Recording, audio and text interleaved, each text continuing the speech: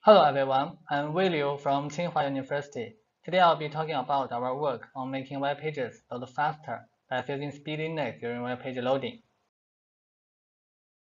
Here is the outline for my presentation, and I will first introduce the background.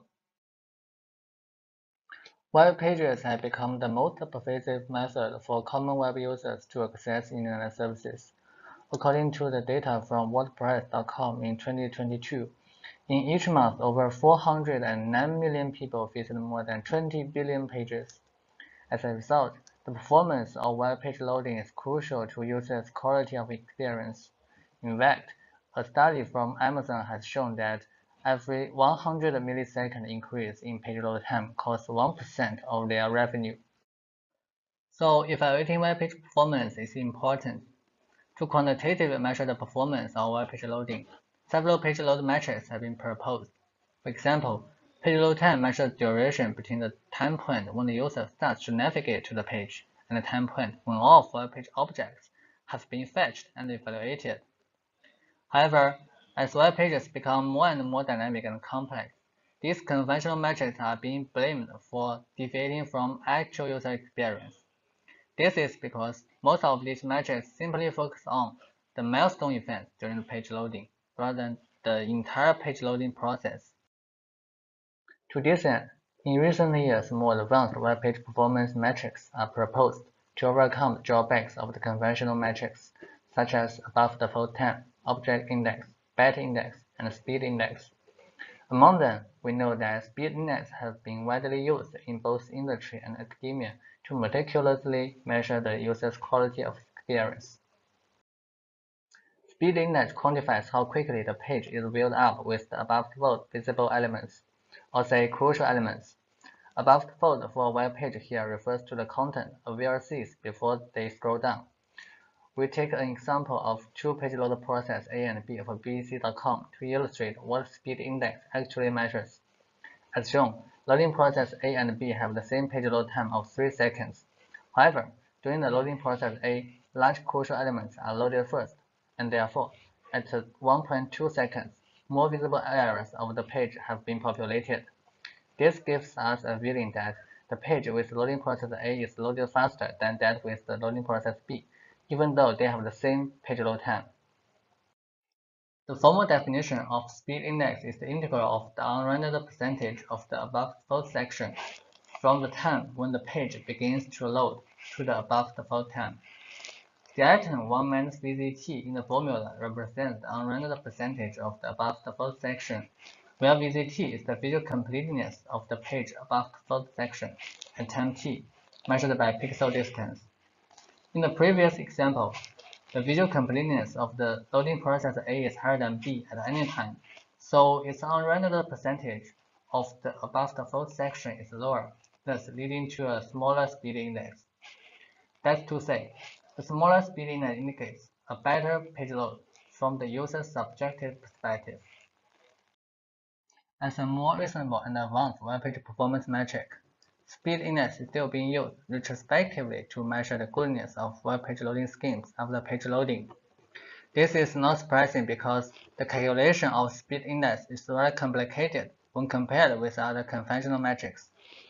First, it involves the integral calculation, as it tracks the entire page loading process. Second, it requires the final rendered frame of the page for visual completeness calculation. Nevertheless, if there does exist a visible approach to filling speed index during web page loading, you might be able to know the best speed index one can achieve, or at least effectively improve speed index by re-architecting today's web server and client design. In other words, our goal is to achieve or closely approach as an optimal page load scheduling, which schedules the fetching and evaluation of web page objects during page loading by explicitly and proactively taking speed index into account. To explore whether there exists a practical approach to proactively taking speed index as guidance to page load scheduling, we start with a comprehensive measurement study on the Alexa top 1000 sites. Here are our major findings. First, we find that the speed index of page loading varies with network uncertainties. Usually, a higher bandwidth and lower latency can result in a better speed index. However, we also observe that benefits of better network conditions on speediness cannot persist. When the network condition is good enough, the speediness tends to converge to a certain value, which reveals that the bottleneck of page loading may switch to some other vectors. Second, we find that the speediness can be affected by the browser execution uncertainties. Client resource contention among different processes affects browser execution performance, which manifests as the uncertain execution or evaluation time of script files and style sheets. Also, when users open more pages at the same time, the computation and the memory resources allocated to each page decrease, resulting in a worse speediness. Third, we find that speediness can be affected by client-side viewport sizes. More surprisingly, the changes in speediness of different web pages towards the viewport size change differ. This is because many today's web pages adopt liquid layout, or say the responsive layout, for adapting the web page contents to different user-side viewport sizes. To sum up, through our measurement study, we observed that there exist three fundamental uncertainties, which are network uncertainties, browser execution uncertainties, and user-side viewport size uncertainties that significantly hinder us from obtaining SI-optimal page load scheduling. Due to these uncertainties, it is possible to achieve the SI-optimal scheduling in advance or in one shot. Therefore, we intend to seek for a feasible approach to handling these uncertainties and achieving the SI-optimal scheduling in a progressive manner. Through a comprehensive survey of literature, we seek out a promising framework from operational research called reactive scheduling, which is dedicated to tackling a variety of scheduling uncertainties in a progressive manner so as to minimize their negative impact and thus achieve near-optimal performance. To be more specific, it does not try to cope with uncertainty in creating the baseline schedule, but revises or reoptimizes the baseline schedule when an unexpected event occurs. We apply reactive scheduling to web page load optimization in three steps. First, we create a baseline scheduling for loading the web page objects. Such a baseline scheduling is anticipated to be SI-optimal if there were no upcoming uncertainties. When creating the baseline scheduling, we should adjust to the different viewport sizes by identifying crucial elements. Third, when uncertainties actually occur, we reactively repair the baseline scheduling to recover the near optimality of the scheduling in real time. When landing reactive scheduling framework onto web page loading, the key trend lies in efficiency. In fact, the loading process of web page should obey complex dependencies among web page objects. For example, the script may read or write variables defined by other scripts, or invoke the functions defined in other scripts. Such dependency relationship during page loading among web page objects can be modeled as a dependency graph, which is a directed acyclic graph. Therefore, the problem of how to create the baseline scheduling is equal to in which order we should load these web page objects so that the page loading is SI-optimal without validating the dependency. Generally, each web page object incurs time to load, and we call this the loading cost, and contributes to the visual completeness during page loading, and we call this the SI gain. These can all be estimated by preloading the web page. Let's take this dependency graph as an example.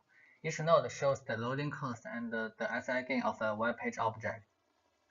So now we wonder in which order we should load this object so that the shadowed area in the figure at the upper right corner is minimal so as to achieve the optimal speed index.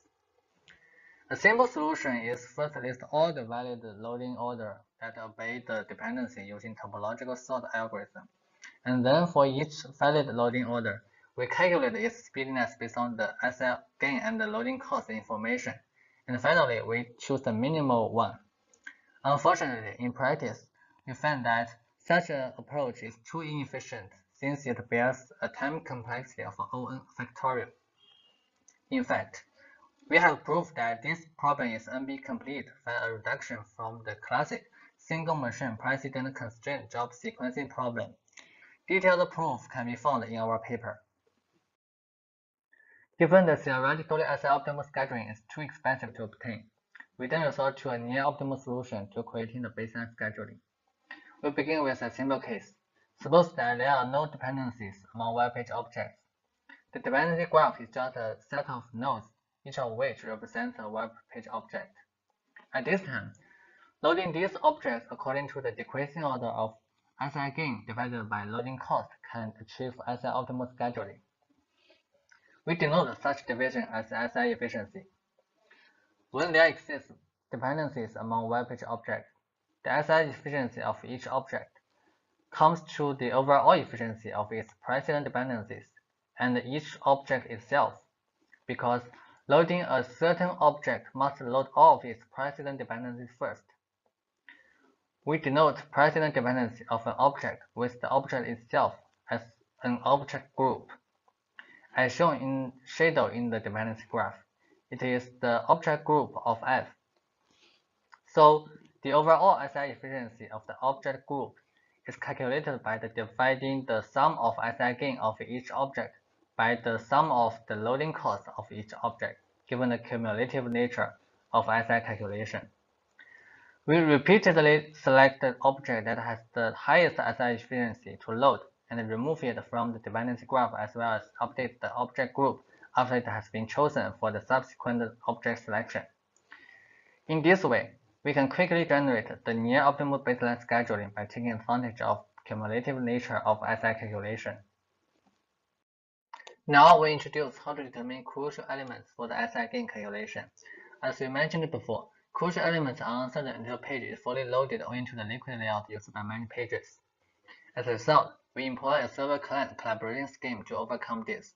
The server first preloads the page to determine elements' possible positions on the different viewport configurations, which will be sent to the client along with the top-level HTML so that the client can efficiently query crucial elements at the beginning of page loading. To determine the elements' possible positions on the different viewport sizes, we first need to identify all the layout schemes used by the page. This is because element positions on the different layout schemes can vary greatly, while under the same scheme, the position only changes slightly. Take the landing page of YouTube as an example.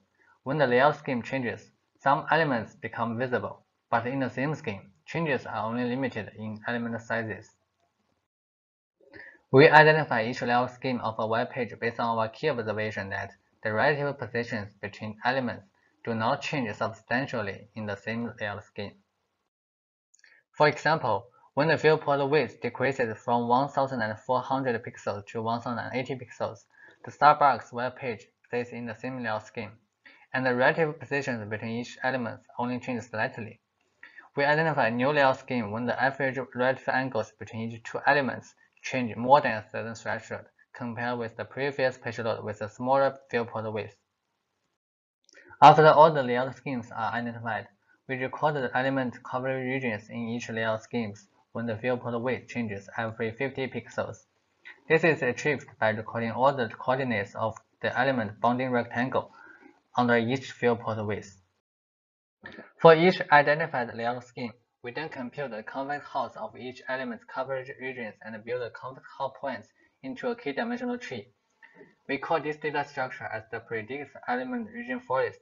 This data will be sent along with the page's top-level HTML to the client at the beginning of page loading for the client to query the crucial elements. So far, we have efficiently created a baseline scheduling before page loading in a server-client collaboration manner. It is worth noting that we take advantage of the cumulative nature of SI calculation to address the efficiency issue of applying traditional reactive scheduling to the page loading. Therefore, we call this novel scheduling framework as the cumulative reactive scheduling framework, based on which we implement SpeedLoader, an SI-oriented page load scheduler. We next switch to the online repairing phase of the cumulative reactive scheduling framework for SpeedLoader to react to the uncertainties. To effectively deal with the uncertainties, SpeedLoader continuously monitors the event generated by the network stack as well as JavaScript and the rendering engine in an event-driven manner. If the network slots are available, SpeedLoader initiates requests based on the baseline order. If the JavaScript engine or rendering engine finish evaluating an object, SpeedLoader will then select an unevaluated object which is ahead most in the baseline asset optimal scheduling and has no precedent dependencies. In this way, the fetch object can be evaluated as quickly as possible without waiting for the object that has a higher priority but is delayed by the uncertainties. We evaluated the performance of ziploader by comparing it with two state-of-the-art web page accelerators, VRoom and Vox. VRoom employs a server-aided dependency resolution scheme to speed up page load. Vox enables faster page load through HTML template caching. Here are our major results. First, in the code cache scenario, ziploader improves the median speediness by over 30%, significantly outperforming the other two accelerators. Also, when the network condition or the client-side computation power is poor, ziploader yields more remarkable SI improvement. This indicates that it is important to well-schedule object loading sequence, especially when network or computation resources are limited. When it comes to the warm cache scenario, ziploader can still significantly benefit the asset of page loading process. This is because ziploader schedules both network fetches and the browser execution, which enables it to improve speediness in both browser execution bottleneck and the network bottleneck conditions. In addition to speed index, ziploader improves the page load performance measured by other metrics such as page load time and above the fold time. This is because the dependency graph is generated in advance, and the crucial elements have a higher priority to be rendered. In this paper, we built an effective page load scheduler called ziploader, which successfully addresses the uncertainties during page loading through the novel cumulative reactive scheduling framework, and thus proactively uses speed index to enhance the page load performance. Code and data have all been released. That's all. Thanks for your listening.